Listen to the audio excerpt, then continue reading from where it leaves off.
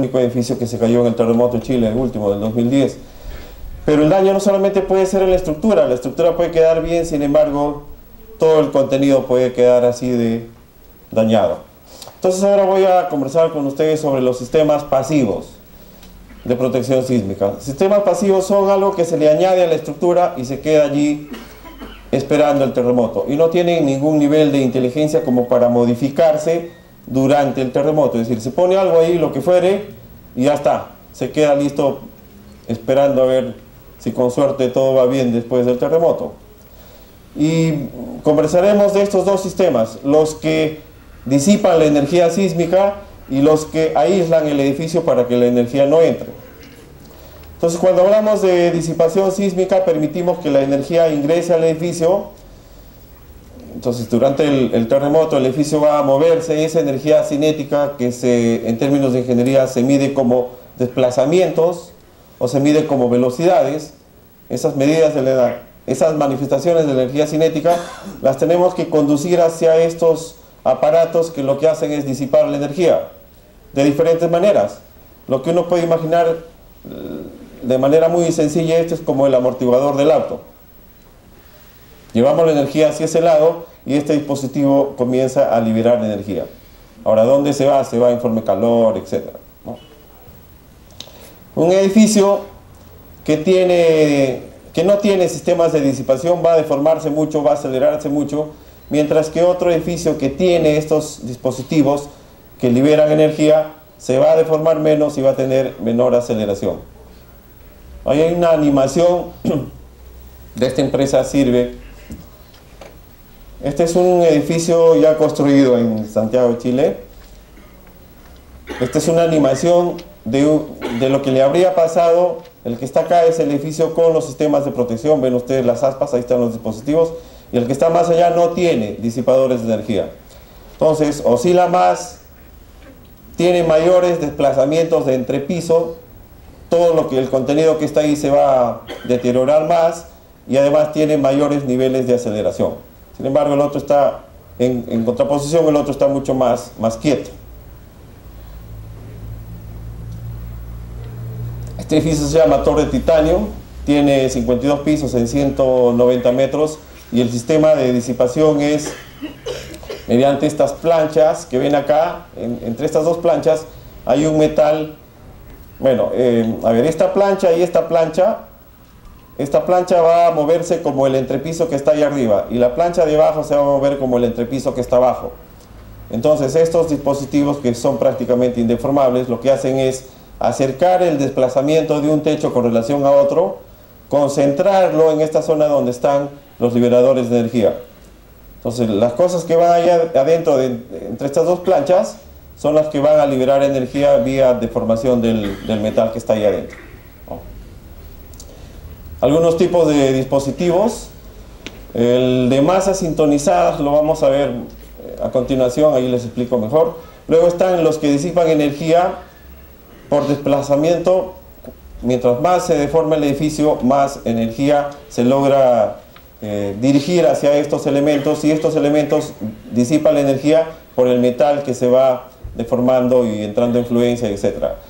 Los que son de fluido viscoso, que tienen que ver con la velocidad. Edificios que tienen alta velocidad, entonces disipan bastante energía, porque estos están asociados a la velocidad. Son básicamente un cilindro que tiene un fluido de alta densidad en el interior, un disco con perforaciones, y la velocidad con que este émbolo trata de hacer avanzar el disco es lo que produce la fuerza de amortiguamiento. Y los viscoelásticos, que son otro tipo. Bueno, les comento brevemente.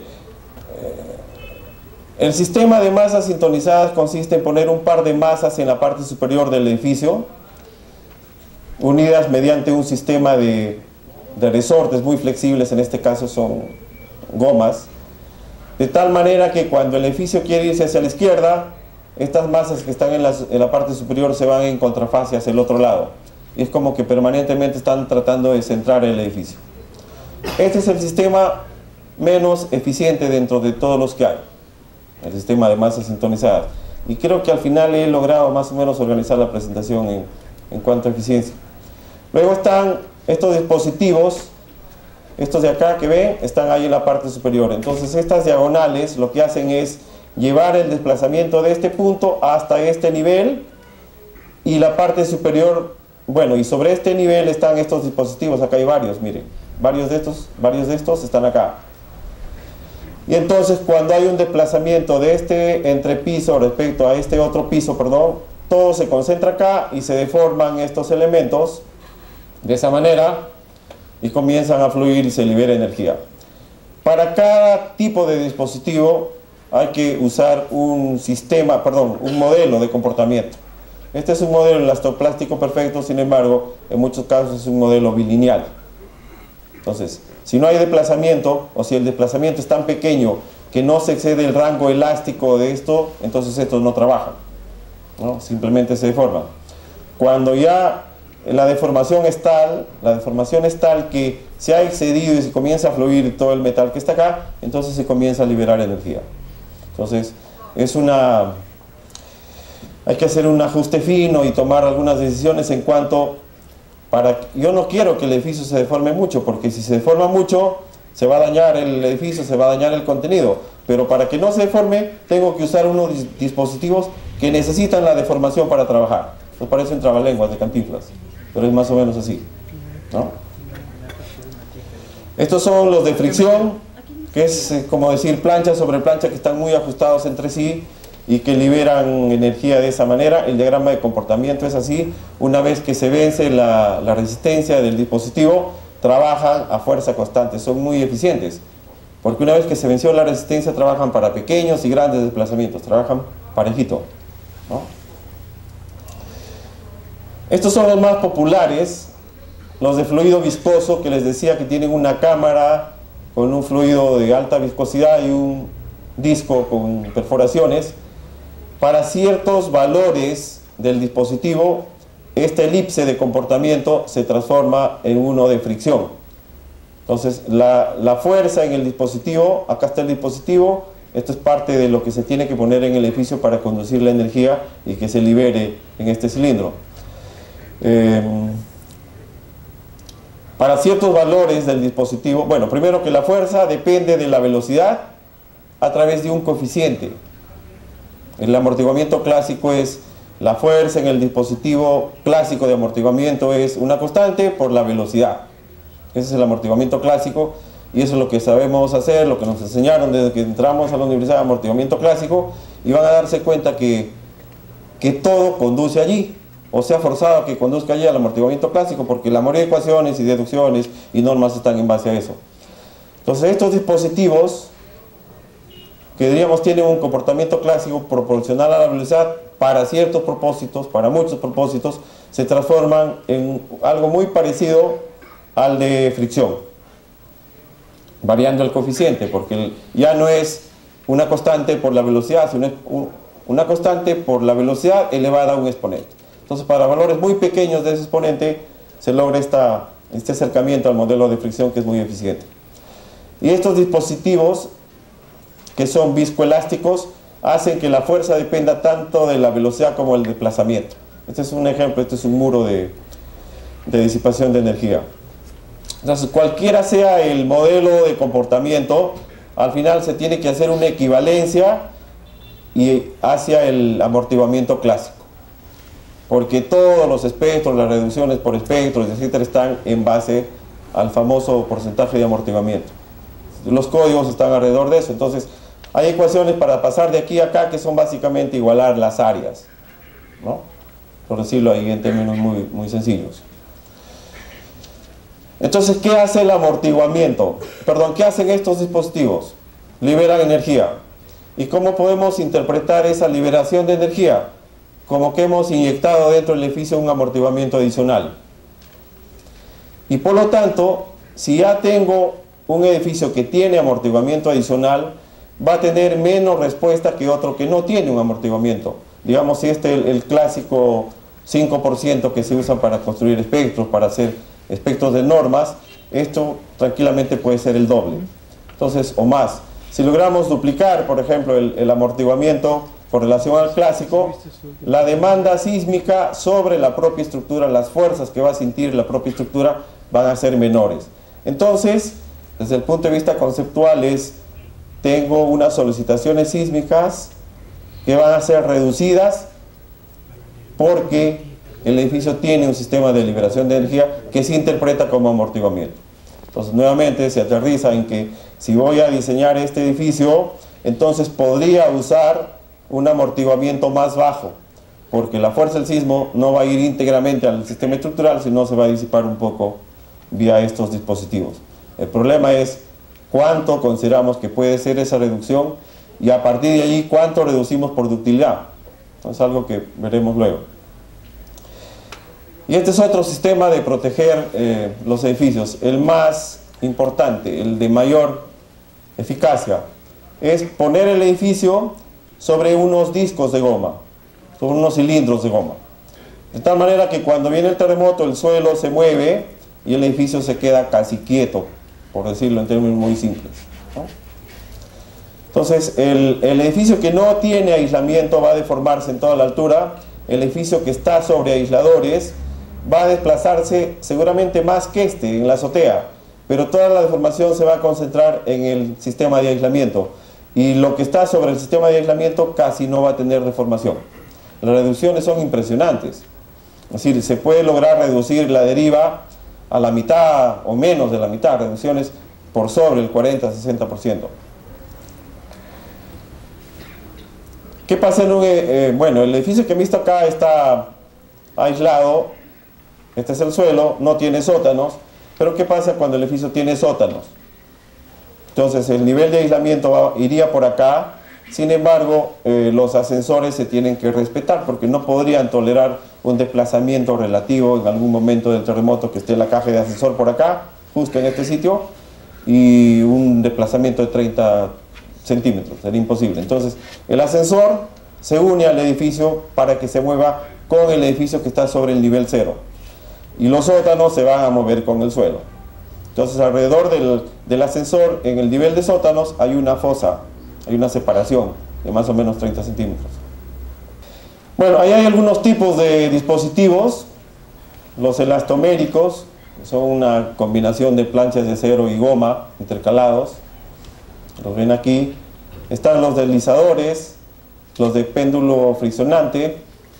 Este es un esquema de lo que ven acá. Este es el tamaño de un dispositivo. Más o menos 80 centímetros, 90 centímetros para este edificio. Lo que ven acá es esto. Como les decía, es un intercalado entre planchas de acero y goma. Las planchas de acero, bueno, para regular el efecto Poisson de la goma y etcétera. Ese es un ensayo. Entonces imagínense este dispositivo que logra deformarse 45 grados y que sigue con su capacidad de carga vertical íntegra.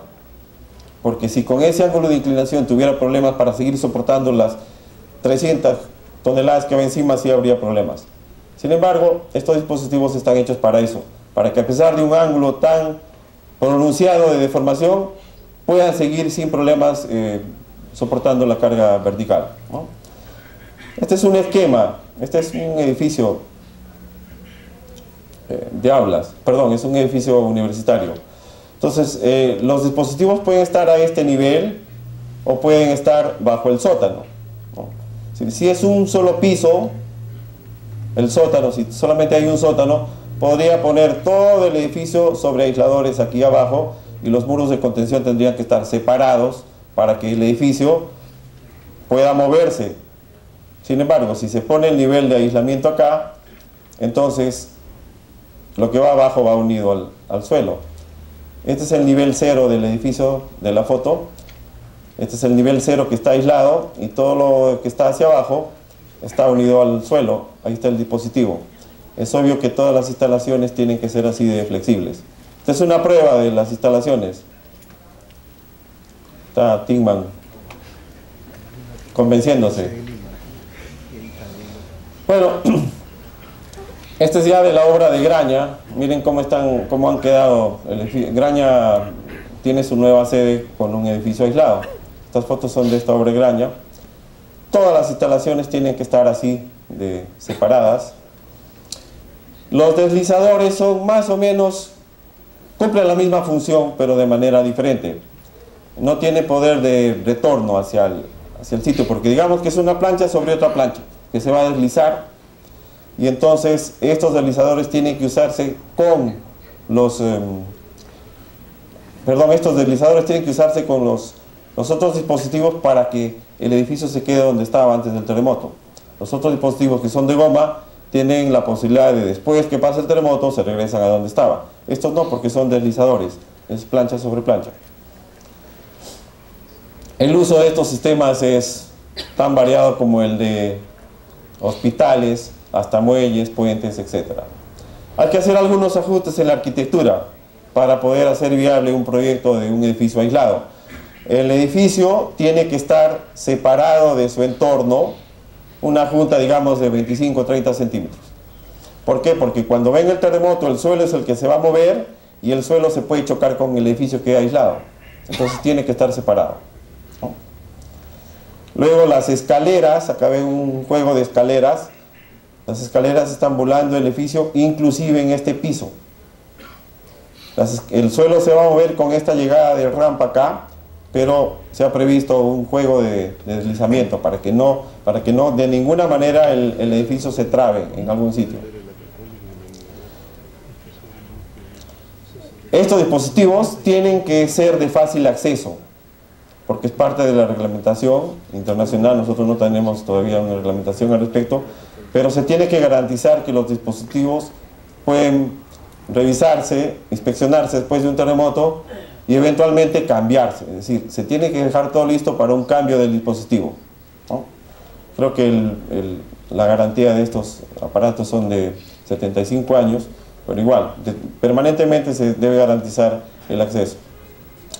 Les decía que los ascensores tienen que estar unidos al edificio en cuanto a su movimiento horizontal, y el ascensor al final de cuentas se convierte en un péndulo que va a oscilar respecto al propio edificio.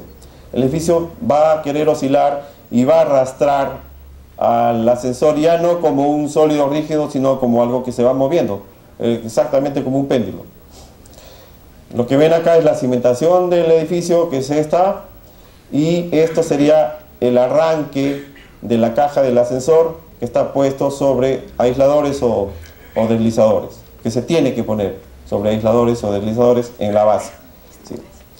Coloquialmente se dice que el ascensor va colgado del edificio, pero no para cargas de gravedad, sino para acciones laterales, ¿no?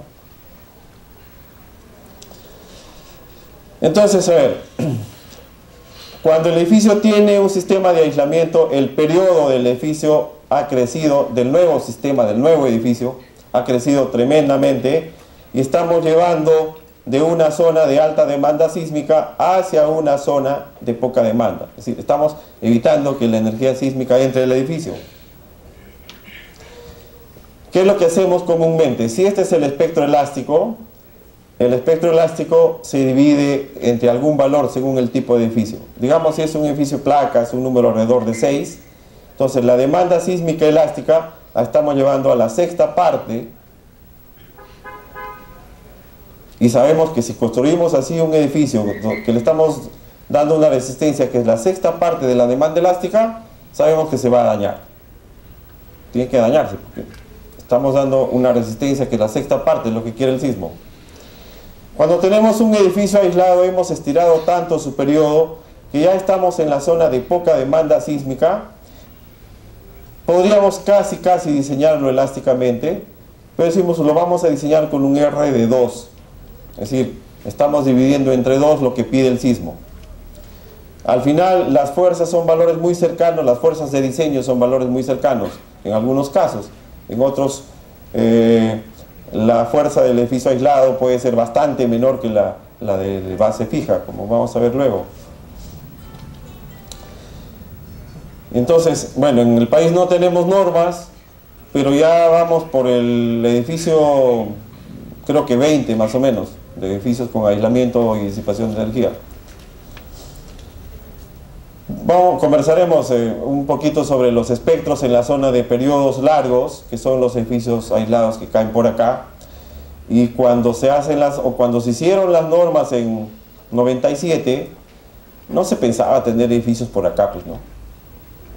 Y menos edificios aislados. Entonces esta parte del espectro nunca se trató. Entonces, bueno, ¿qué hacemos con el espectro en esta zona para hacer factible el uso de disipadores en nuestros edificios? ¿Cuánto podemos reducir las solicitaciones sísmicas y qué factor de uso? Es decir, si es un hospital, vamos a nuevamente incrementar las solicitaciones por 1.5. Entonces acá hay un problema que he tratado de representar con estas figuritas, ¿no? El diseño tradicional es así: el edificio es lo suficientemente robusto como para resistir el embate del sismo. Y como el sismo entra completito hacia el edificio, entonces, y el edificio robusto, digamos que tiene un desplazamiento lateral de sub 1. Sin embargo, si entre el edificio y el terremoto ponemos un sistema de protección que puede ser de aislamiento sísmico o disipación de energía, digamos que lo que le toca al edificio es bastante menos. En el caso de un edificio aislado podemos hablar de que le toca el 20% de toda esta solicitación sísmica. En el caso de un edificio con protección sísmica de disipación, podríamos hablar del 70% que le toca con relación a este. Entonces, ¿qué hacemos? Si este edificio, al cual no le va a tocar mucho sismo, porque estamos protegiéndolo, le bajamos desmesuradamente la resistencia, podríamos tener lo mismo que arriba, es decir, podríamos llegar al mismo desplazamiento, y si aceptamos que la deriva es una medida del daño, entonces los dos terminarían dañándose igual. Teóricamente podría ser así si alguien no regula el uso de estos dispositivos. Es decir, ya le voy a poner un escudo contra el terremoto. Entonces, como ya tengo el escudo contra el terremoto, esto lo hago pues cada vez más y más flaco y me ahorro dinero. ¿Hasta dónde puedo hacer ese balance? Esa es una pregunta. Otra es, ¿estos dispositivos solamente deberían usarse para mejorar el desempeño de los edificios? Es decir, para que un edificio que tiene sistemas de protección se comporte francamente mejor que uno que no lo tiene. Esa podría ser una pregunta, como para dirigir la solución de esta controversia, porque mientras no tengamos norma, va a ser una cosa de opinión, ¿no? Es decir, le pongo sistemas de protección sísmica y le bajo la fuerza sísmica y me ahorro plata, o compenso el gasto en los dispositivos. Pero hay que ser conscientes que al bajarle la fuerza sísmica estamos pasando de este edificio robusto a uno menos resistente, que por ser menos resistente podría dañarse igual que el anterior a pesar que le toque menos sismo, ¿no? Los números son clarísimos, tenemos una franja bastante grande de estos casos que se podrían producir.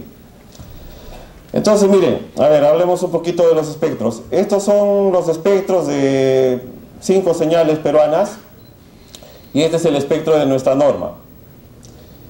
Esta curva que no se ve muy bien acá en verde, que tienen que creerme que está ahí, esa curva que está en verde es la norma vigente.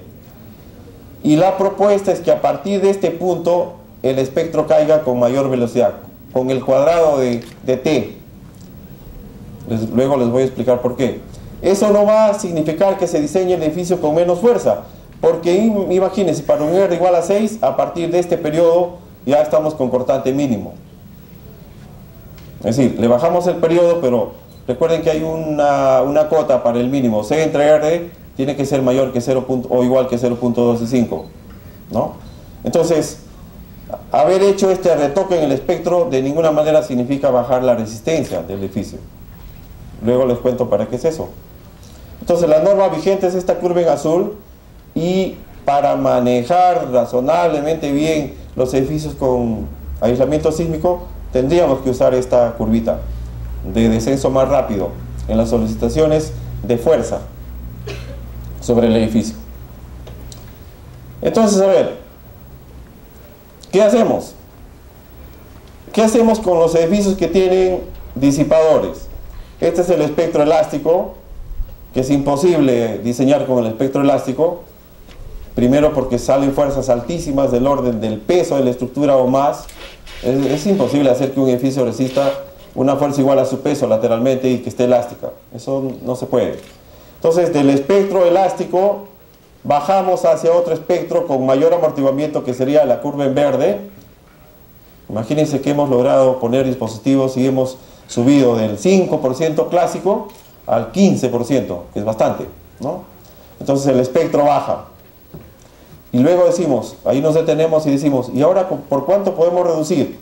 Si antes de aquí para diseñar dividí entre 6, si sigo usando de aquí hacia abajo división entre 6, entonces el edificio me va a salir menos resistente y la proporción en que estaría bajando con relación a la demanda sería la misma y por lo tanto no habría ganado nada. Es decir, el edificio va a resistir menos gracias a los dispositivos, pero a la hora que venga el gran terremoto se va a dañar igual, ¿no?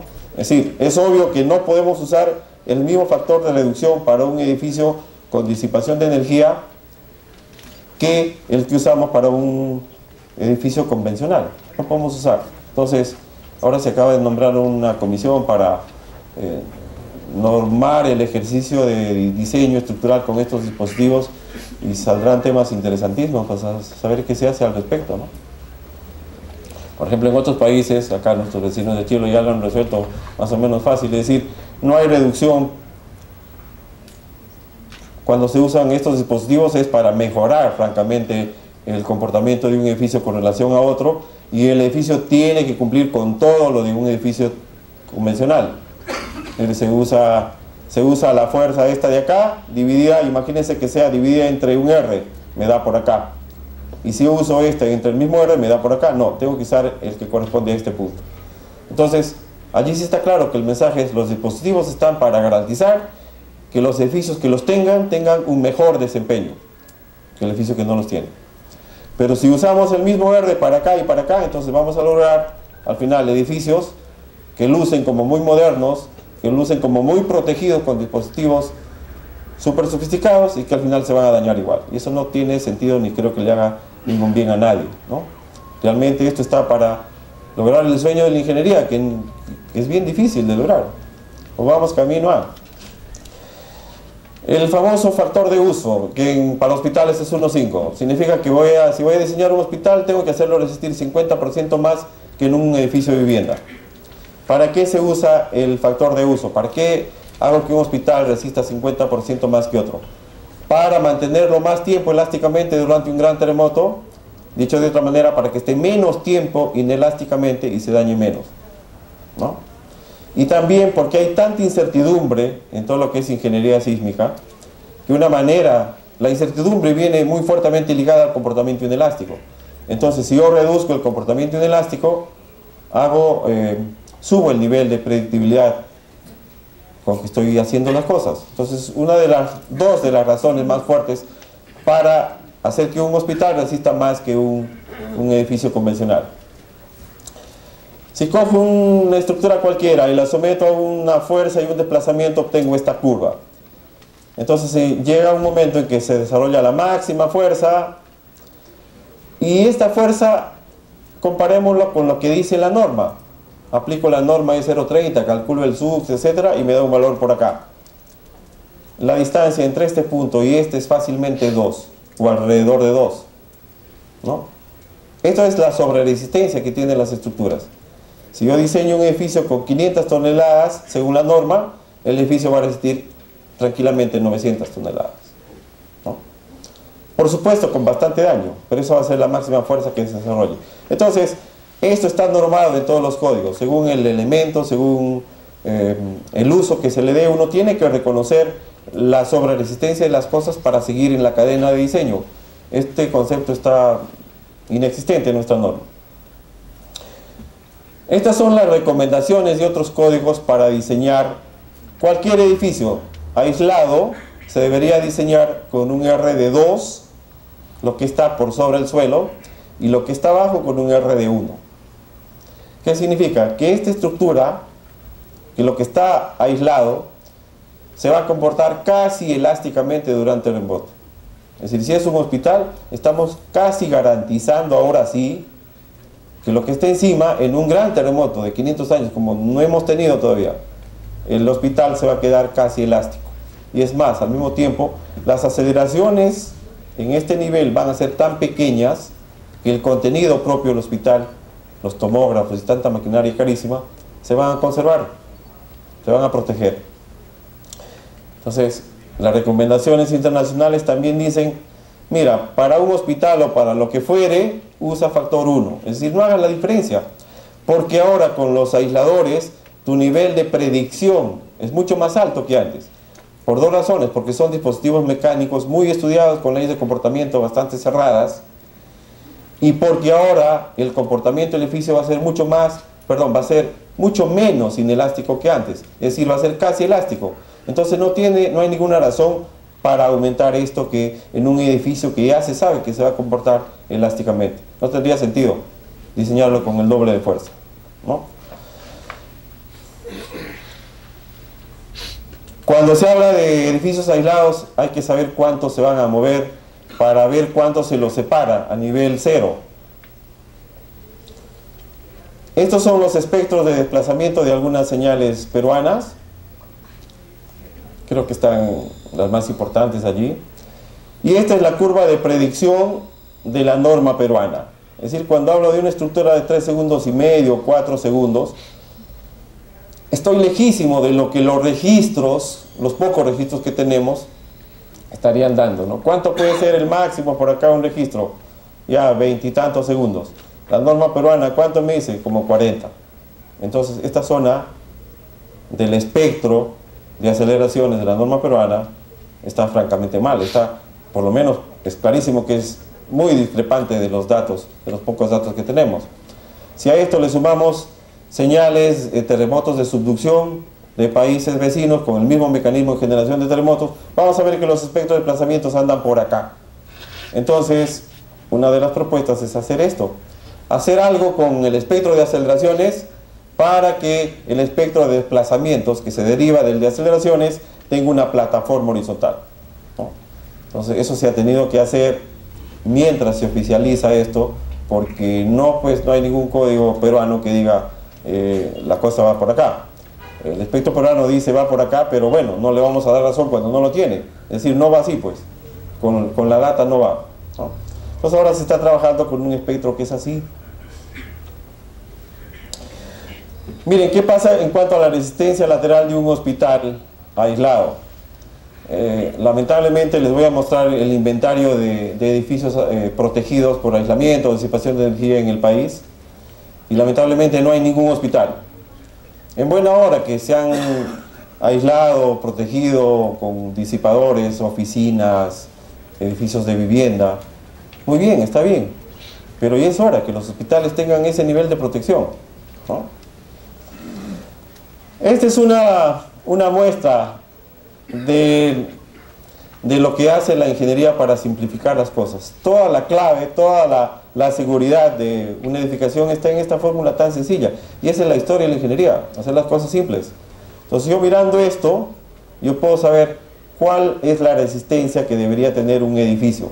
Si es un edificio convencional, digamos de medio segundo de periodo, con un sistema dual, entonces tengo que diseñarlo y hacerlo resistir 17% de su peso.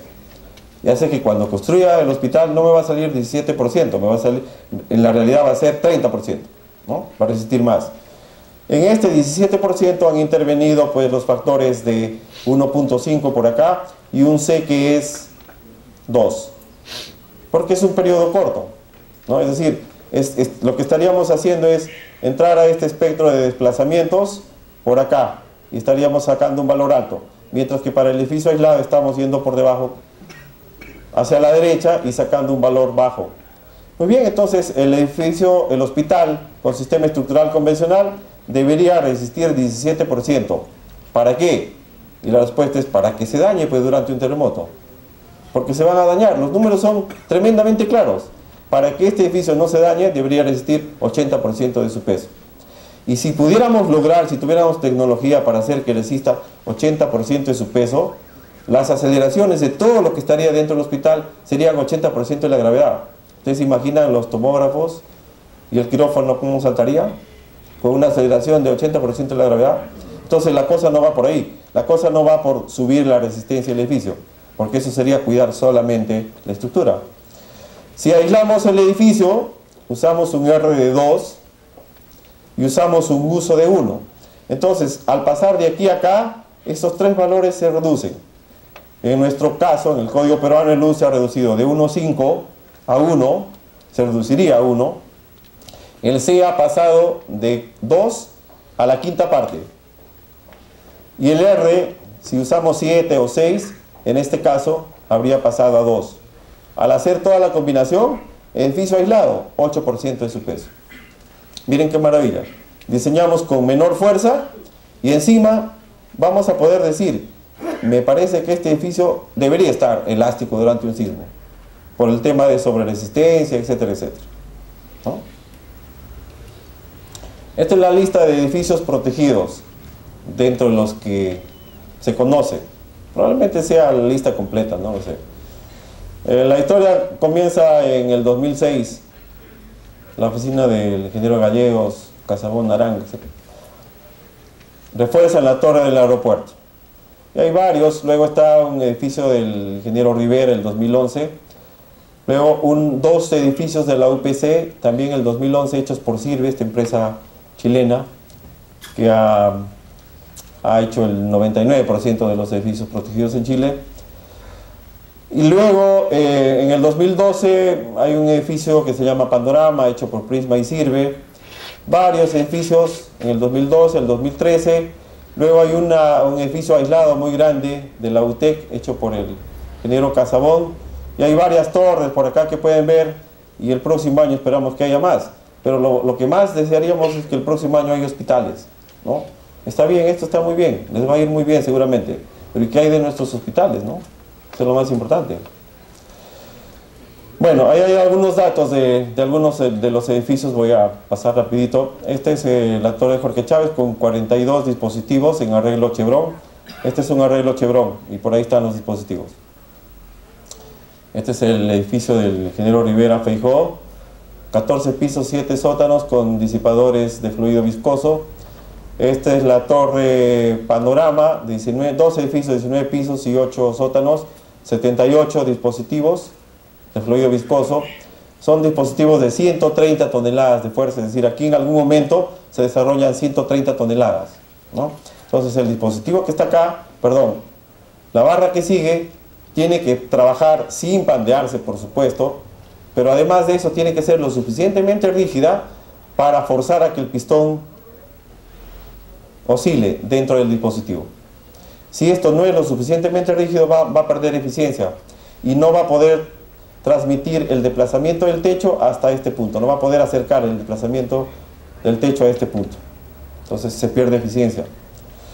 También hemos visto que este dispositivo, si no llega a una columna muy robusta, entonces pierde eficiencia y es una pérdida del 5% contra 15 o 20%. Es decir, es importante que a este dispositivo se le obligue a trabajar, y a estos dispositivos en general, haciendo que a donde se unan sea rígido, probadamente rígido. Entonces las uniones o los elementos de conexión no solamente se deberían diseñar por resistencia, sino hay que asegurar la rigidez adecuada.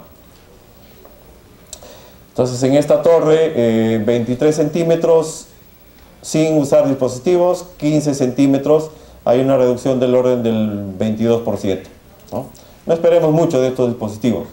O sea, no es que con estos dispositivos vamos a reducir el nivel de aceleraciones y ya puede ser la solución para un hospital. No es así, la verdad que los números están bastante lejos. Y no por la experiencia nuestra peruana, sino porque eso es lo que sucede en todos los sitios.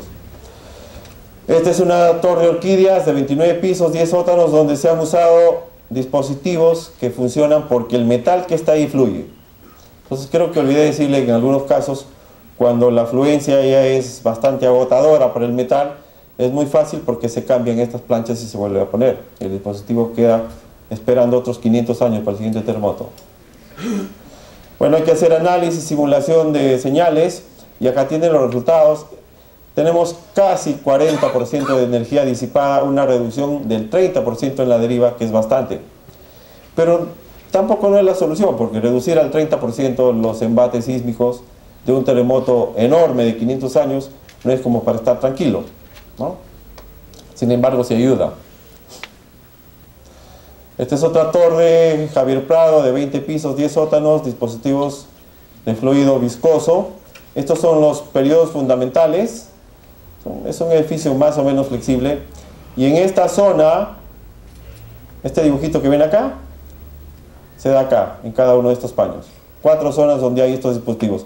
Solamente que para hacerlos trabajar mejor, unimos el desplazamiento de este nivel con el de este nivel. Es decir, transportamos por esta diagonal el desplazamiento de este piso y lo ponemos acá.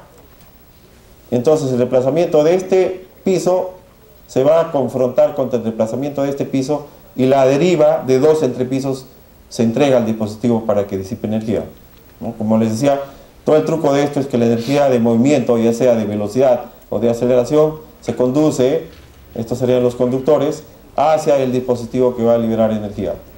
Bueno, ahí están las simulaciones con algunas señales. Hay una señal que es espectro compatible.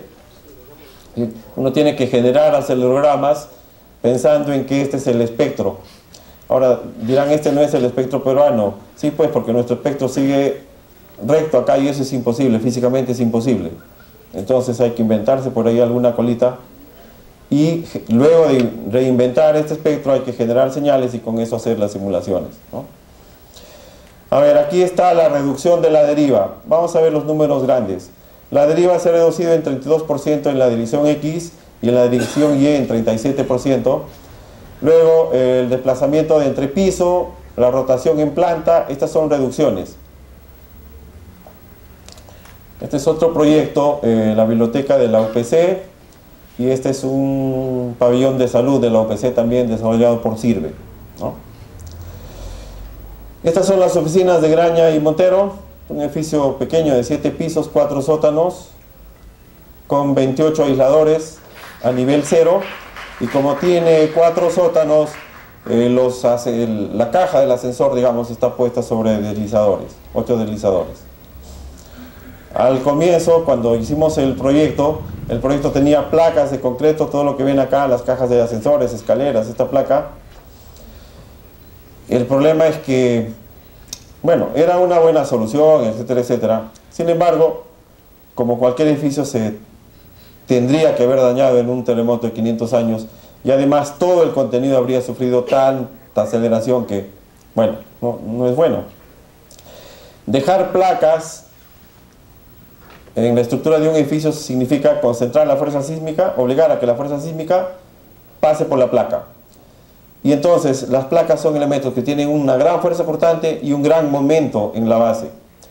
Y si esta placa la pongo sobre 3 aisladores, como se suele hacer, entonces estos aisladores del extremo podrían entrar a tracción si es que el momento volcante es muy grande.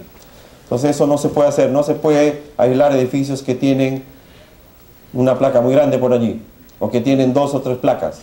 ¿Por qué? Porque van a concentrar mucha fuerza. Si el edificio es bajo, entonces podrían entrar en tracción los aisladores, y eso no hay control sobre eso. Es decir, tienen un límite para fuerza de tracción los aisladores. La estructura quedó así, es decir, se borraron todas las placas y el edificio de Graña quedaba así. El cortante no tiene una reducción significativa, sin embargo la deriva y el desplazamiento sí es impresionantemente más pequeño. Este edificio de Graña se ha llevado a 3 segundos y medio, ¿no? Con el aislamiento. Y el porcentaje de masa efectiva es 93%. ¿Qué significa? Que toda la dinámica de este edificio aislado la puedo entregar al 93% de su masa. Es decir, casi podría olvidarme de que existen varios modos de vibración, etc. y pensar que toda la masa se va a mover como un sólido rígido. Ese raciocinio lo hago con el 93%, digamos, de aceptación. La azotea se va a mover 27 centímetros. ¿Recuerdan ustedes cuánto habíamos dicho que se mueven las estructuras de periodo largo? Habíamos dicho 2, de 2 segundos y medio hacia adelante, donde hemos puesto una plataforma para desplazamientos, son 25 centímetros. Creo que se acuerdan ese número. El edificio Graña en la parte superior se movería más o menos 27 centímetros en la parte superior, de los cuales en los 7 pisos que tiene el edificio, de estos 27, 20 centímetros se producen acá. Y ustedes me dirán, pero ¿por qué?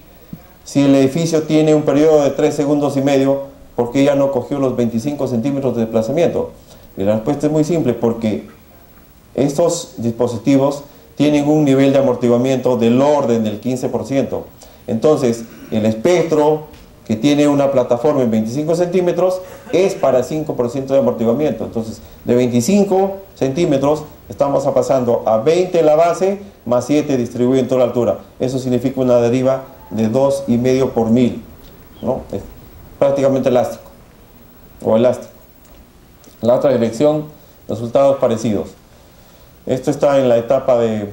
Esta foto corresponde a la etapa de colocación de los dispositivos. Todo lo que está hacia abajo son los sótanos, se mueve con el suelo.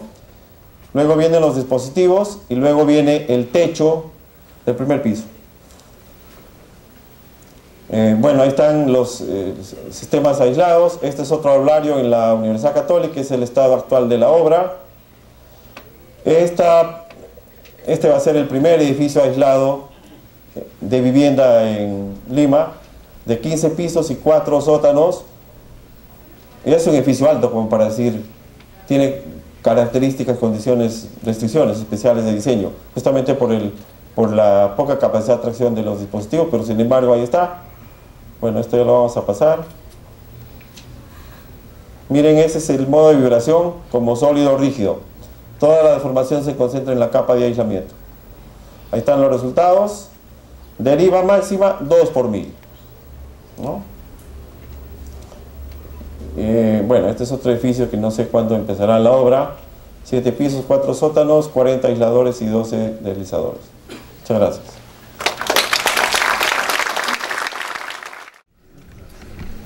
Buenas noches. Muchas gracias por estar a esta hora y la verdad que me siento un poco incómodo porque me invitó el capítulo para presentar los avances de nuestra norma sismoresistente que está por cambiar. Esperemos que antes de... Ya se acabó el mes, ¿no, Alejandro? Antes de fin de mes dijimos que íbamos a cambiar, pero bueno, ya falta poco.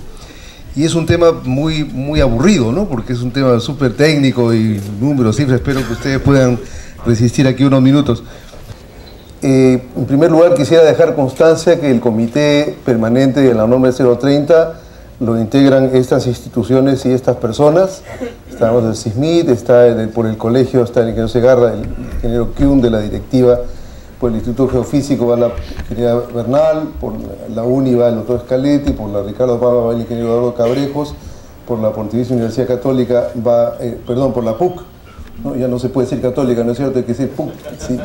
Por la PUC va el ingeniero Muñoz y el señor Tazzi, y por la Villarreal va nuestro presidente del capítulo, el ingeniero Roque Sánchez, y invitamos además por CECI con el ingeniero Marcos Tima y el ingeniero Manuel Olchese.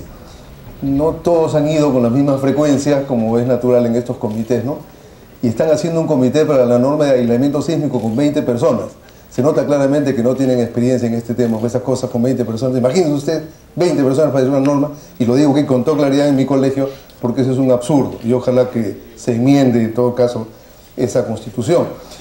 Bueno, nuestra norma primera como proyecto es del año 64, ya casi 50 años de esto, y es una norma basada en lo de California. Sin embargo, el año 68 surge un primer reglamento provincial aprobado por la Comisión Técnica Municipal de Lima, y en ella se propone que esa norma de Lima, porque antes no había códigos a nivel nacional, fuese extendida por el Ministerio de Fomento de Obras Públicas que existía en esa época a nivel nacional. Encontré el otro día este documento del Instituto de Estructuras y de la Construcción de la UNI del año 68, donde contiene esa norma a nivel provincial y habla del acuerdo del acta de la comisión esa, de manera que estrictamente en Lima tenemos norma sísmica del año 1968, por una propuesta del profesor Julio Curuigua, con la experiencia que él trajo de Caltech cuando regresó aquí al Perú. Estrictamente el año 70 surge el Reglamento Nacional de Construcción. Ustedes recordarán, el año 68 los militares se hacen cargo del país y a ellos les gusta pues normar todo. Entonces hubo Reglamento Nacional de Construcción, lo cual no está mal, ¿no es cierto? Aunque las realidades son muy distintas, pero bueno, sale el capítulo 4 de seguridad contra el efecto destructivo de los sismos y es propiamente nuestra primera norma a nivel nacional. Anteriormente habíamos sufrido el sismo del año 66 acá en Lima, el del 70 de Chimbote, Huaraz, y creo que eso precipita un poco las cosas sobre que era necesario tener una norma a nivel nacional. algunas de las fotos de Huaraz del año 70 y lo de Pisco del año 2007, el panorama después de muchísimos años sigue igual, ¿no es cierto? Seguimos en algunos sitios todavía lastimosamente construyendo con adobe, y eso es lo que pasa con las construcciones de adobe. Ya es tiempo que nos olvidemos de las construcciones de adobe para que no tengamos gente que va a sufrir estas consecuencias. En la versión del año 70 teníamos esta determinación de la fuerza sísmica, ¿no? UKCP teníamos estos con algunos de los factores. Yo solo quiero mostrar algunos de ellos como avance. Esta es la zonificación, curiosamente, la del año 68, la del documento de la provincia de Lima, es muy parecida a esta, ¿no? Esta aquí ha sido como que recto. La zona de Arequipa, que siempre había tenido fama de tener muchos temblores, está como la zona de mayor sismicidad. Y aquí tenemos efectivamente todo el departamento de Arequipa, Moquegua y Tacna, todo el resto zona 2, ¿no? Muy curiosas, muy diferentes. Había en realidad poca información. Se usa un factor de C, que es la amplificación sísmica, con una fórmula con la inversa de la raíz cúbica del período. Luego, el año 77, después de 7 años, tenemos una segunda norma peruana. Pero esa tiene la ventaja de ya tener información propia nacional. Ya sucedió el sismo de Chimbote, Huaraz, el sismo de Lima del año 74, y vamos juntando información neotectónica, como lo dicen los del geofísico, ¿no? Entonces, el año 77, nuestra cortante ya tiene este esquema muy parecido al que han visto ustedes ahora, que nos ha mostrado el ingeniero Muñoz. Se hablaba de la fuerza cortante como una fuerza horizontal, H, ahora usamos B chica mayúscula, V mayúscula. Bueno, y esos factores tradicionales, y en esa época se usaba dividiendo un factor que se llama factor de reducción por ductilidad. Ahora se llama coeficiente, pero he verificado en el documento que tengo le llamaban factor, a pesar que está dividiendo. Chequé y dije, no voy a, ya le había yo cambiado a coeficiente, porque como va dividiendo no puede ser coeficiente si va dividiendo.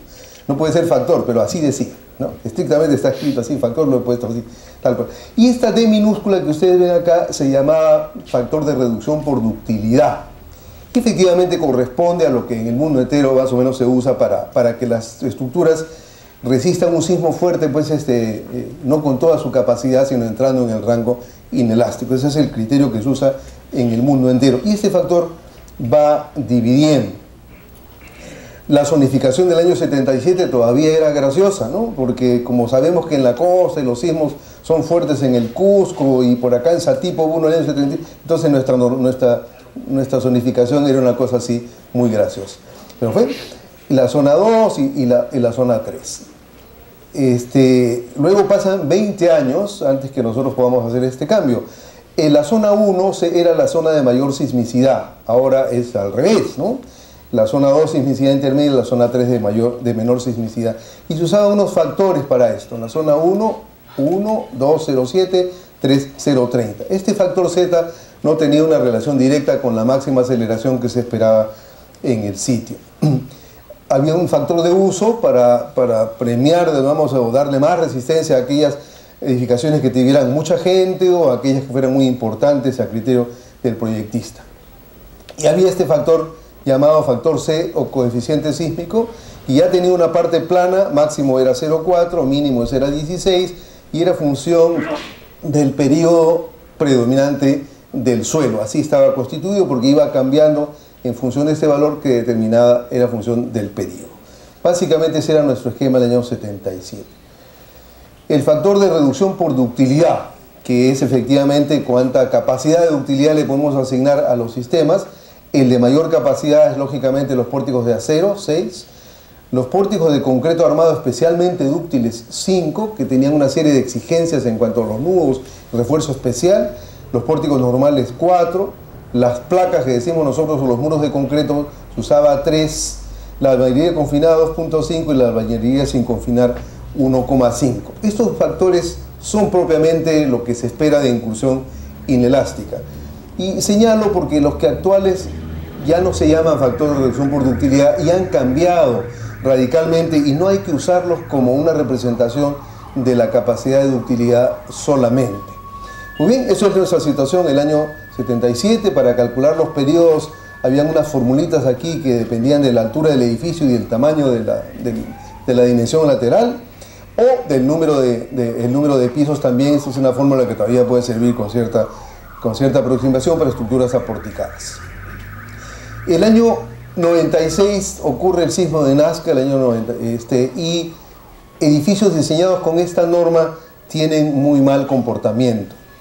Esta es una foto que le he querido mostrar acá porque en esa época era decano Antonio Blanco, y Antonio, súper entusiasta como es hasta ahora, nos llevó pues por invitación del gobierno a visitar algunos de los colegios. No sé si ustedes reconocerán a alguna gente, pero aquí está el ingeniero Luis Agarra Siquero, este ingeniero que no me acuerdo su apellido, era gerente del colegio, el doctor Alba, que está aquí, un poquito más kilos más como yo, está Antonio, está el ingeniero Tassi, el ingeniero Abanto y el que les habla. Fuimos en un helicóptero, eso es muy interesante el viaje. Bueno, pero ¿qué vimos en esa como muestra de lo que sucedió en un edificio diseñado con esas normas del año 77? ¿No? Mucho daño. Y aquí inclusive el daño de la columna rota, porque la junta que se había dejado era muy pequeña, mal hecha. Nuestra conclusión era que al final las estructuras, la norma permitía edificaciones muy flexibles. Y si uno tenía la mala suerte que no haya sido cuidadoso al dejar las juntas entre el muro y la columna, entonces teníamos el problema de la columna corta y teníamos mucha falla. Eso creo que fue un gran input para el comité que el año 97 publicó una versión de la norma. En esa época entonces hubo un cambio realmente importante. Si bien mantuvimos el esquema, he puesto fechas acá para señalar que estos números son muy distintos a los que teníamos en el año 77. Se adoptó una nueva zonificación, mucho más razonable a lo que dicen los del geofísico, los estudios neotectónicos. No sé bien qué significa eso, pero eso es lo que dicen los estudios neotectónicos, ¿no es cierto? Pero para todos es nosotros conocido que la mayor parte de los sismos están a lo largo de la costa, por el problema del encuentro de la placa Nazca con la sudamericana, la zona central y esta zona de acá. Y se invierten los números, ¿no? Se mantuvo 3 zonas. Los números se invierten para indicar que el número mayor es el número donde la zona de mayor sismicidad. Este mapa ha estado vigente hasta ahora. Posiblemente cambie un poco, les voy a mostrar lo que estamos proponiendo actualmente. Pero esto es mucho más razonable. Había otro mapa que propuso el doctor Al, al final quedamos en 3 zonas más o menos con este esquema. Y el factor de zona ahora ya representaba la máxima aceleración del suelo que yo espero ahí en 500 años a grosso modo. O sea, en la zona 3 esperamos 40% de la gravedad. No sé cuánto habremos tenido esta tarde, pero por más susto que nos hayamos pegado seguramente es bien poquito, ¿no? Uno se pega unos tremendos sustos, va a ver los instrumentos y dice, ¿qué es tan poquito? Y ¿cómo se ha sido muy fuerte? Bueno, así es, ¿no es cierto? Es otra percepción que uno tiene. Pero el sismo especialmente en los 500 años que dicen que va a haber dentro de los próximos años, seguramente va a ser así o un poquito más. Bueno, en la zona 2 un poco menos y en la zona 1 un poco menos.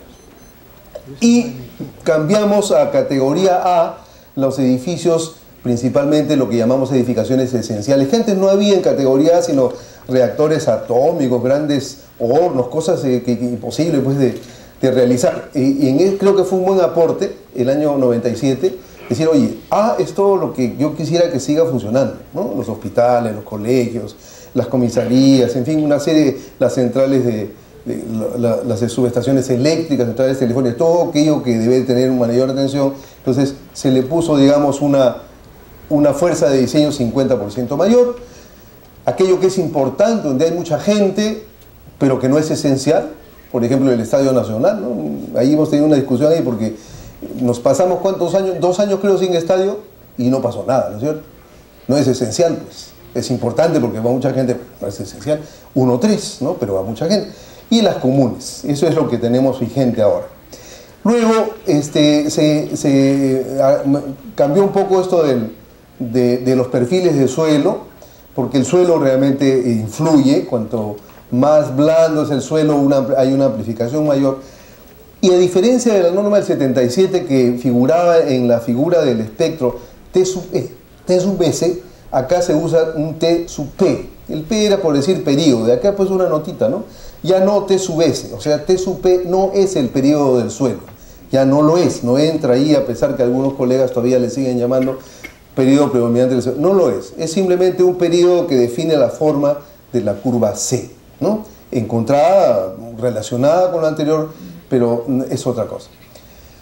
Y esta era la forma del factor de amplificación sísmica, y aquí claramente ya no, en la norma anterior el máximo era 0,4, ahora el máximo es 2,5, ¿no es cierto? Porque representa efectivamente cómo se amplifica la aceleración del suelo en función al periodo de las estructuras.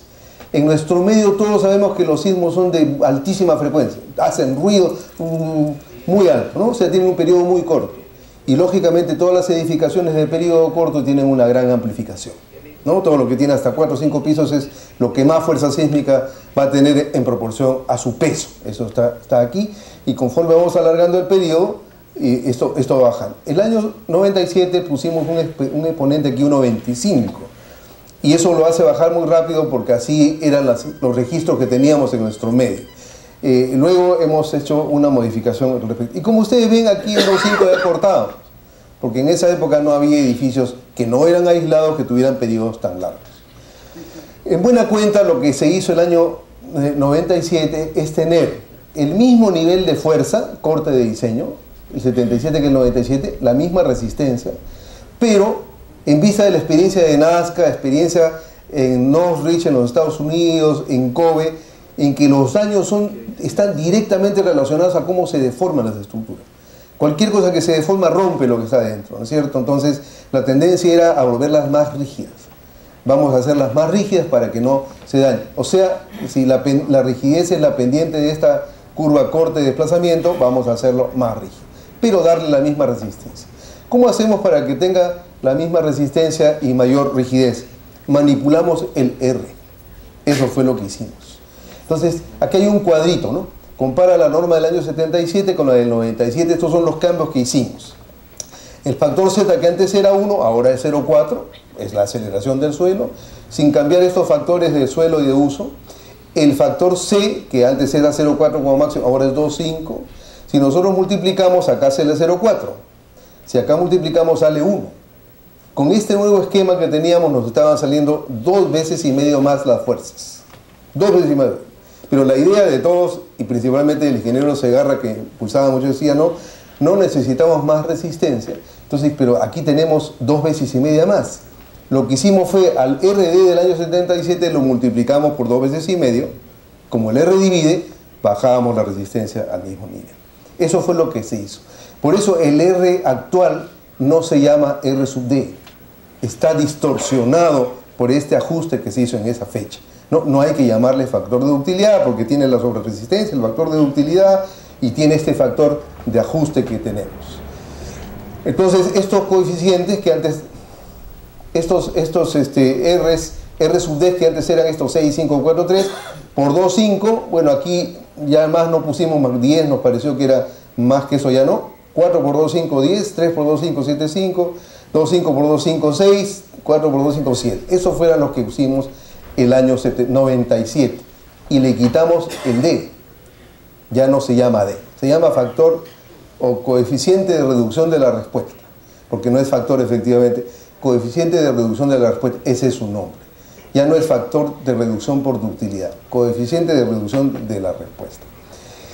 Y creo que un aporte importante del año 97 que se ha mantenido hasta ahora es que se clasificaban las irregularidades de las edificaciones. En el mundo entero hemos aprendido que todo lo que es irregular se va a dañar con más probabilidad que lo que no es.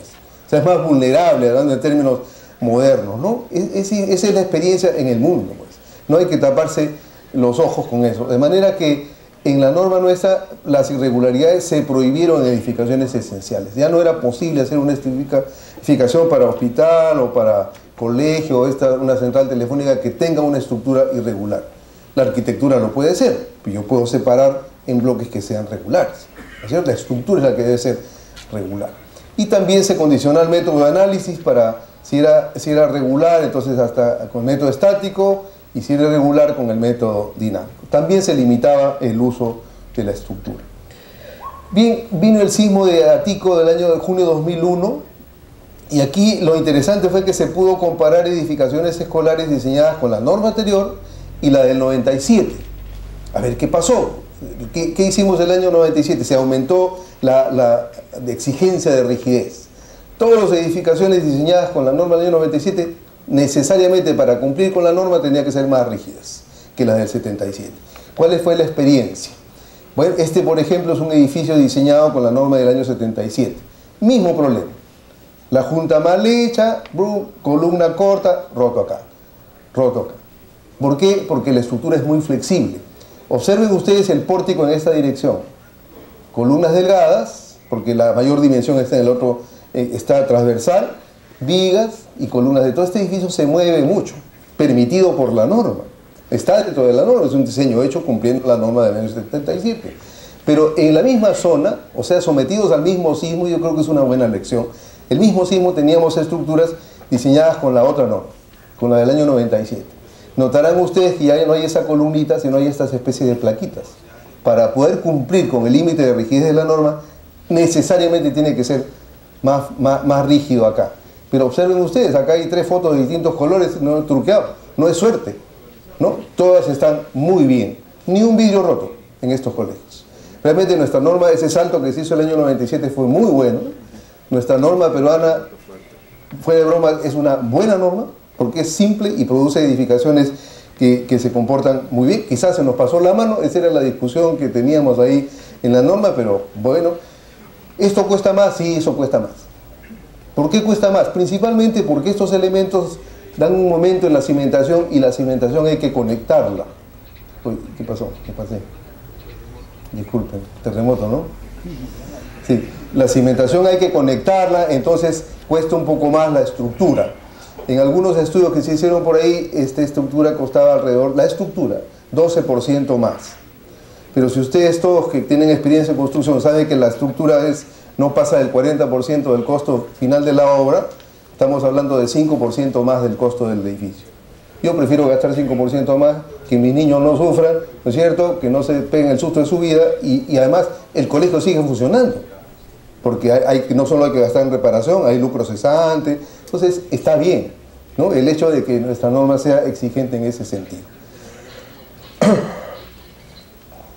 En el año 2003 entonces se revisó un poquito la norma del 97, básicamente se cambió un poquito la forma del espectro, se eliminó el exponente para que no baje tan rápido. Los valores de R se dividieron entre unos 25. Como ustedes saben, aquellos que están en la parte de diseño, nosotros diseñamos en resistencia última, ¿no? Nuestra norma sísmica nos daba un cortante en condiciones elásticas. Entonces, para pasar a resistencia última, se multiplicaba en nuestra norma por 1,25. Dijimos, vamos a hacerlo directamente en la norma sísmica. ¿Cómo hacemos? Manipulando el R. Si el R divide, si yo lo divido entre 1,25, estoy automáticamente aumentando las fuerzas en 1,25. Eso fue lo que hicimos el año 2003. De manera que los factores con los que se combinan nuestras acciones sísmicas ahora ya es 1, ya no hay que factorar. Y más o menos es la tendencia en las normas sísmicas del mundo. Porque si estamos hablando de un sismo de cada 500 años, ese pues es un sismo último, pues. Ya que más lo vas a multiplicar, ya no. Entonces, para tener una cosa coherente con eso fue el criterio. Y volvimos a que el cálculo de desplazamiento se hacía por 3/4 de R. Debo notar que cuando nosotros tenemos la fuerza para darle resistencia al edificio, dividimos entre este valor de R. Y calculamos los desplazamientos con esa fuerza. Pero los desplazamientos, la norma nos dice, eso que obtengo yo del análisis, tengo que remultiplicarlo por R, o por 3/4 de R. De manera que el cálculo del desplazamiento es independiente de ese valor de R.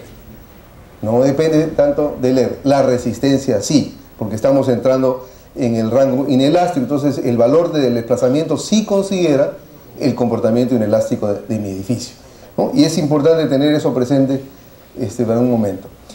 Bien, el año 2003 entonces nuestros principios del diseño sismoresistente adaptados de la norma ISO 3010 dice que la estructura no debería colapsar ni causar daños graves a las personas debido a movimientos sísmicos severos que puedan ocurrir en el sitio. No debería colapsar, pero no quiere decir que no debería tener daños importantes. Entonces todo el mundo acepta para un sismo severo, que es este sismo de cada 500 años, que haya daños importantes, inclusive nuestra edificación puede quedar inservible. Lo que no debe hacer es colapsar, porque eso significa pérdidas de vida, ¿no es cierto? Como la gente dice, los sismos no matan a la gente. Quien mata a la gente son los edificios, que hacemos nosotros los ingenieros. Así que por eso tenemos una responsabilidad ahí, ¿no? La estructura debería soportar movimientos sísmicos moderados que puedan ocurrir en el sitio durante su vida de servicio, experimentando posibles daños dentro de límites aceptables. Un terremoto de estos que pasa cada 30 o 50 años, en realidad después del año 74 ya ha pasado suficiente tiempo para tener uno parecido, ¿no? Yo pensaba que el de esta tarde iba a ser así porque comenzó con un zamacón un poco fuerte, pero no. O sea, vamos a tener uno así, y eso significará que nuestro edificio pueda tener algunos daños menores y pueda ser perfectamente reparado, ¿no? No tiene mayor problema. Bien, entonces en la norma del 2003 tenemos ya la fuerza factorada. Este R lo hemos multiplicado por 1,25, esa es una diferencia más o menos más importante que se hizo. Entonces hay unos R's un poquito menores, dividido entre 1,25, un poquito menores que lo de está, dividido entre 1,25. Puse por, ¿no? Bien, y hemos tenido el sismo de Pisco, ¿no? De agosto de 2007, que yo estaba aquí, yo era decano en esa época todavía, y esta casa, pues como ustedes comprenderán, es un fuerte, pues, ¿no? Y se moví, no tenía cuándo terminar, se leía, a ver qué está pasando, la gente salía del jardín, nos encontramos todos en el jardín, seguía saliendo la gente porque duró como 3 minutos, ¿no? Y se movía así, no muy fuerte, pero nos ha llegado hasta acá, y llegó más bien con un movimiento lento. Y después hemos aprendido que en nuestra norma eso no está bien representado, porque nosotros tenemos, la información que tenemos aquí en Lima son de esos movimientos que hacen ruido, que mueven rápido, pero que venga aquí un movimiento así despacio, hubo algún daño importante en esos edificios altos que hay en Miraflores ahora. Entonces nuestra norma ahí tiene algún tema que hemos tratado de arreglar, y aquí el ingeniero Muñoz ha colaborado cambiando la forma de los espectros, en fin, ojalá funcione, Alejandro, para la próxima vez. Sí, años hemos estado. Bueno, lo cierto es que aquí en Pisco teníamos algunas cosas que fallaron, las que habían sido hechas con esta norma nueva no tenían ni un vidrio roto nuevamente, igual con los colegios nuevos tampoco, ni un vidrio roto. El 80% de lo que se cayó en Pisco era adobe, pues, ¿no es cierto? Y eso seguirá pasando desgraciadamente, y muchos de nuestros compatriotas, como el 40%, todavía viven en construcciones de adobe. Ahí tenemos un tema por resolver. A ver, creo que este era el motivo de la charla de hoy día. Yo he hecho toda esa introducción, pero este es lo más aburrido, así que espero que no se queden dormidos al final. Es la parte técnica de qué cosa es lo que hemos avanzado. Bien, hemos reestructurado un poco la norma. Antes teníamos 8 capítulos, ahora hay 9. Está, creo que un poco más ordenado. Y en cada caso se han hecho algunos cambios que los más importantes los mencionaré en unos momentos. Peligro sísmico creo que es lo que más hemos trabajado, discutido para representar, por ejemplo, el tema de la lejanía donde ocurre un sismo. Eso ya está ahora en muchas normas, lo que se llaman espectros de peligro uniforme, ¿no es cierto? Porque mucho cuento hace si el sismo está cerquita o si el sismo está muy lejos, porque llega diferente, lógicamente llega atenuado, ¿no? Y eso hace que afecta de diferentes formas los edificios. Eso está reflejado en esta nueva norma. También hay estudios nuevos sobre el peligro sísmico, de qué esperar en estos 500 años, y teníamos varias fuentes de trabajo. El año 94 el doctor Alba aquí fue el primero que hizo un mapa sobre aceleraciones en todo el Perú, y luego otras instituciones han venido haciendo. El Instituto Geofísico también empezó a trabajar en esto en el último tiempo. Al final hemos decidido mantener el esquema de zonas. Hemos agregado una zona más y hemos incluido un listado a nivel de distritos para mejorar la precisión. Y todavía estamos evaluando la inclusión como anexo de un mapa de aceleraciones, porque ¿cuál? Hay varios mapas de aceleraciones. Se parecen, pero no son todos iguales.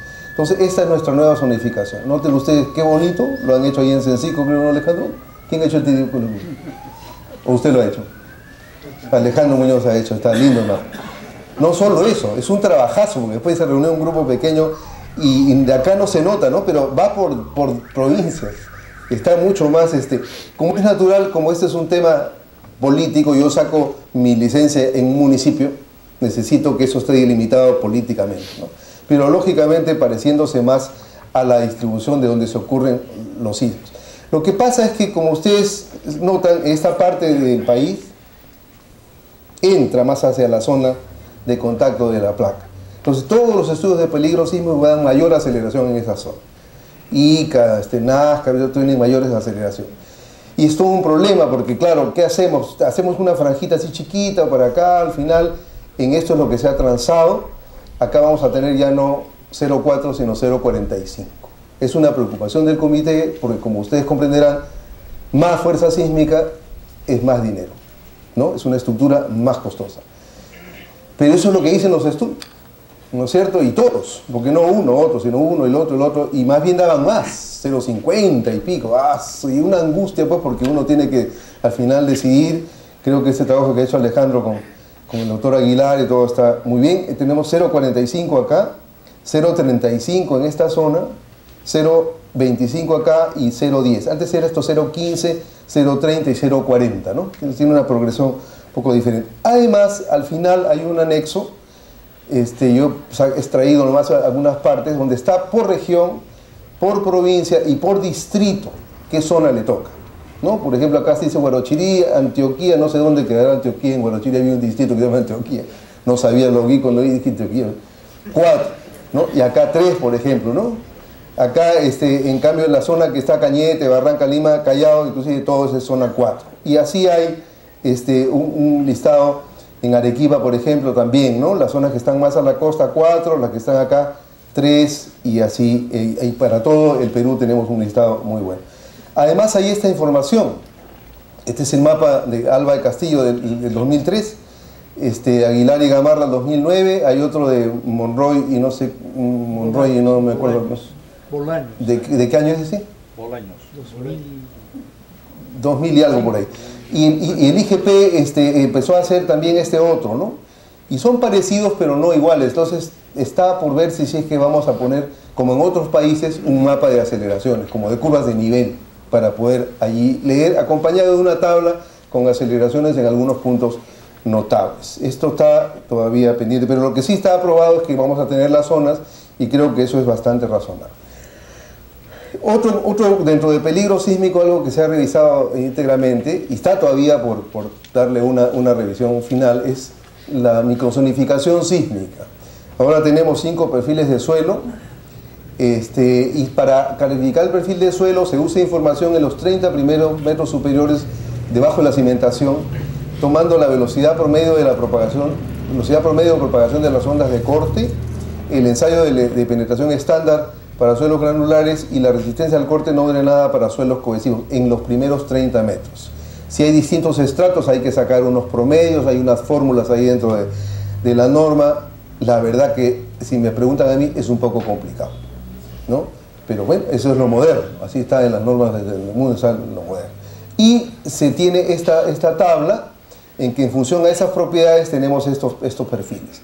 Últimamente hemos agregado un perfil S0 que no teníamos para roca, ¿no? Porque el suelo en Lima, que todos conocemos como S1, tiene una velocidad de corte muy alta y claro, todo calificaba como que si fuera roca. Hemos puesto aquí más de 1500, S1 entre 750 y 1500 metros por segundo, S2 entre 180 y 750, y eso está ahí para la opinión de los expertos todavía revisar, pero básicamente hemos agregado un perfil más. También hay este trabajo hecho en el SISMIT como parte del proyecto con la Universidad de Chiga, que es una microzonificación geotécnica de la ciudad de Lima. Y aquí hay varios suelos, por ejemplo, lo verde supuestamente es lo que equivale a S1, amarillo el S2, naranja el S3 y luego esos rojos como el S4.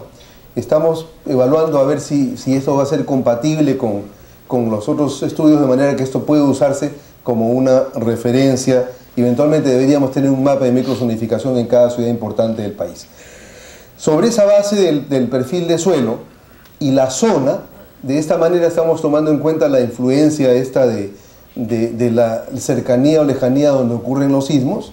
Entonces tenemos estos factores de suelo, ¿no? Antes teníamos, por decir, no dependía de la zona, era simplemente, según esos test, teníamos un solo factor, 1, 1,20 y 1,4, aquí, ¿no es cierto? Ahora tenemos diferente, en función de la zona, tienen diferente amplificación estos factores.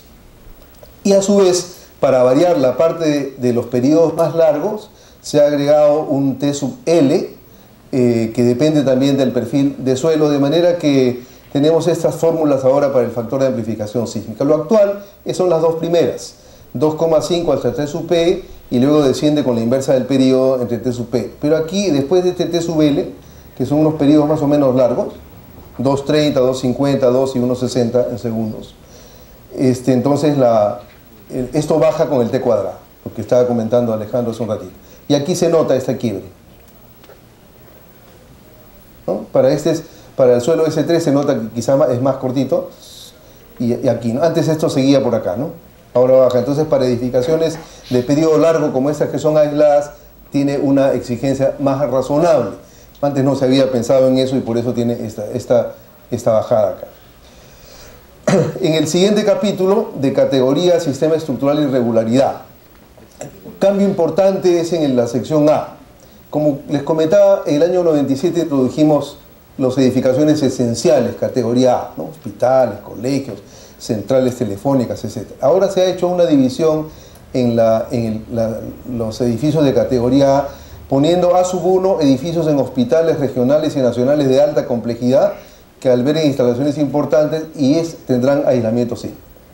Eso se ha agregado, ¿no? La experiencia mundial nos da la razón, en el sentido que eso efectivamente es lo que hay que hacer, ¿no es cierto? El resto, aquí tenemos todavía algunas discusiones dentro del comité, porque debería ser una posta médica un edificio esencial, o debería ser aquellas que no tienen instalaciones para operaciones, cosas también así esencial, o podría ser menos importante. Hay unos ajustes que todavía estamos por hacer.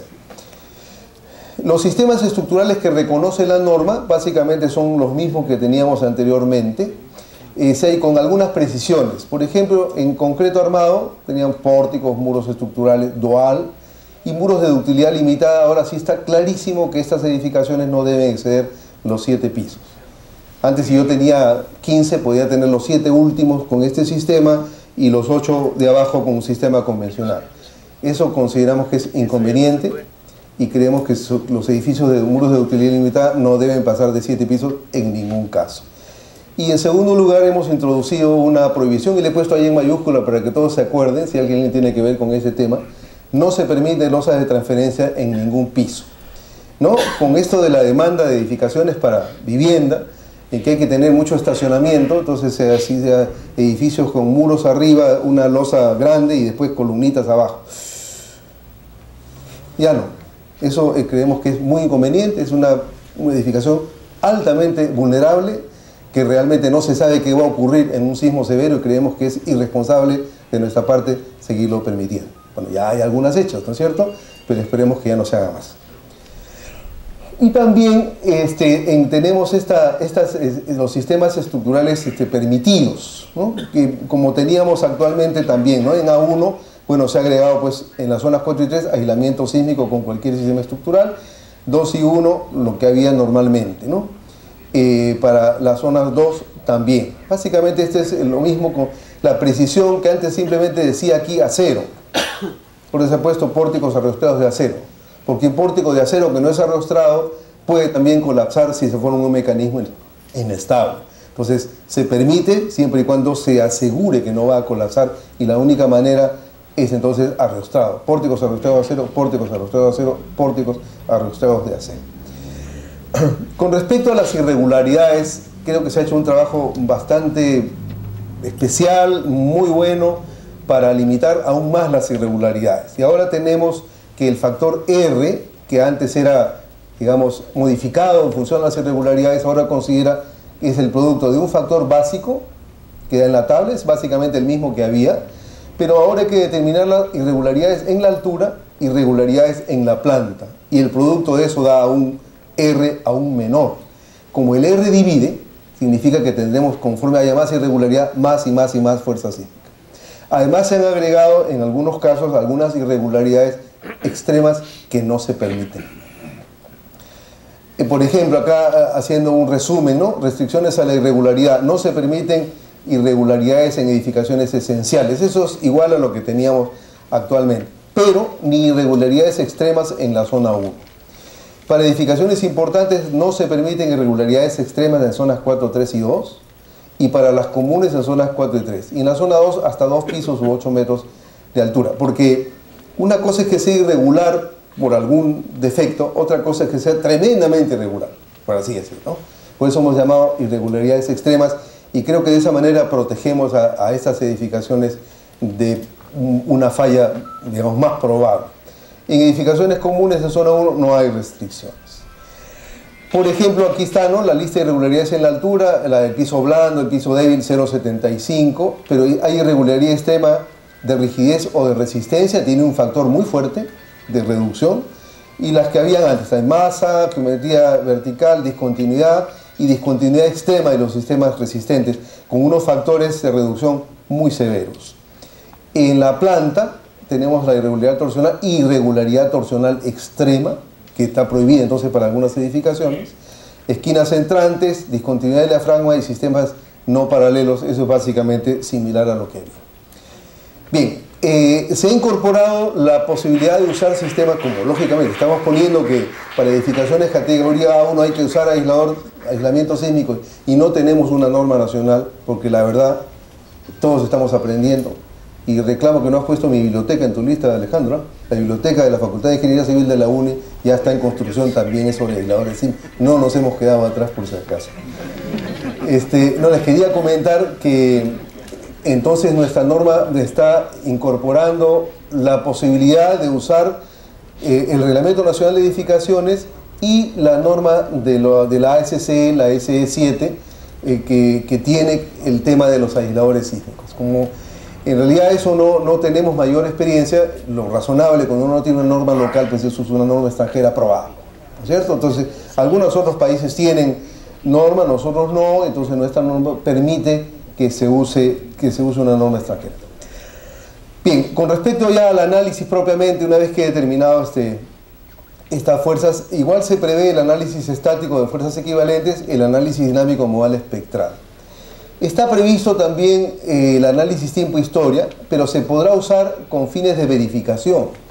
En ningún caso podrá ser exigido como sustituto de estos dos procedimientos, ¿no? Porque con algunos otros dispositivos siempre a las normas dicen haga usted un análisis en el tiempo, ¿no? Un tiempo-historia.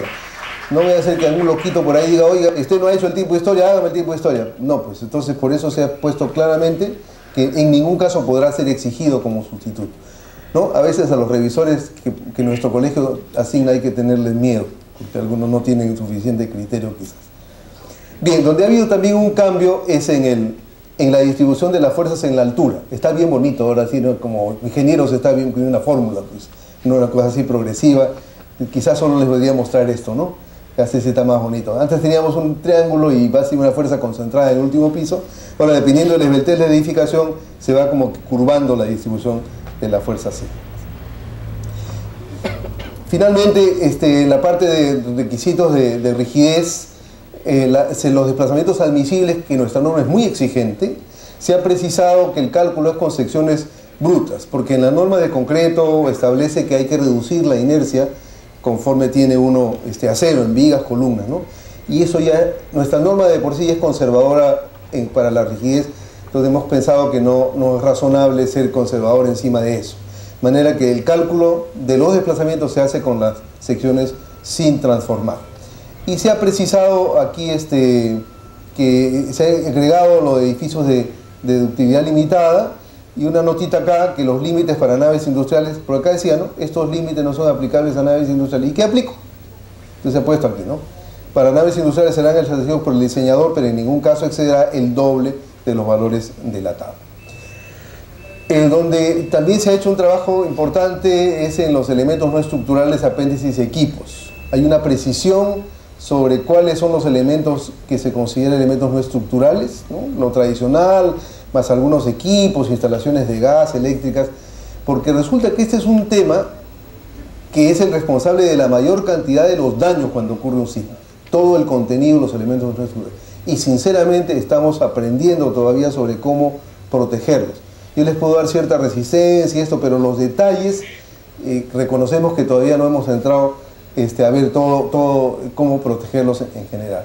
Bueno, hay una nueva manera de determinar la fuerza que se aplica a estos elementos en función de su peso, que es una fuerza en función del peso, o sea, una aceleración proporcional a la gravedad, y un coeficiente que está en la tabla.